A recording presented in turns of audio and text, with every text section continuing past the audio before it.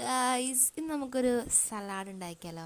അപ്പോൾ അതിന് വേണ്ടി എൻ്റെ വീട്ടിൽ കുക്കുംബർ ഉണ്ടായിട്ട്, അപ്പോൾ ഒരു കുക്കുംബർ ഉറച്ചു, പിന്നെ അതേമാതിരി 2 പച്ചമുളകും അതേമാതിരി തന്നെ കറി ലീഫും. അപ്പോൾ ഇത് നല്ലോണം എടുത്തിട്ട് നല്ലോണം കഴുകുക. പിന്നെ വേണമെങ്കിൽ കുക്കുംബറിൻ്റെ നിങ്ങൾക്ക് തൊലി കളയാം, അല്ലെങ്കിൽ കളയണ്ട. ഞാൻ തൊലി കളഞ്ഞു. എന്നിട്ട് നമ്മുടെ സവാള നല്ലോണം വേറെ ഒരു പാത്രത്തിലിട്ട് നല്ലോണം പിഴിയണം. എന്നിട്ട് അതിൻ്റെ നീര് കളയണം. എന്നിട്ട് സവാള മാത്രം എടുക്കാം. എന്നിട്ട് ആദ്യം സവാള ഇടുക, പച്ചമുളക് ഇടുക, പിന്നെ കുക്കുംബർ ഇടാം. ഇത് 3 മിക്സ് ചെയ്തിട്ട് വേണം നമ്മുടെ കറി ലീഫ് ഇടാൻ. എന്നിട്ട് നമ്മൾ അതിലോട്ടേക്ക് ആവശ്യത്തിന് ഉപ്പിട്ട് മിക്സ് ചെയ്ത് കഴിയുമ്പോൾ കുരുമുളക് ഇടുക. പിന്നെ അതേമാതിരി തന്നെ ആവശ്യത്തിന് നിങ്ങൾക്ക് വേണമെങ്കിൽ ഓപ്ഷണലാണ്, വേണമെങ്കിൽ മാത്രം വിനീഗർ യൂസ് ചെയ്യും. ഞാൻ യൂസ് ചെയ്തിട്ടില്ല.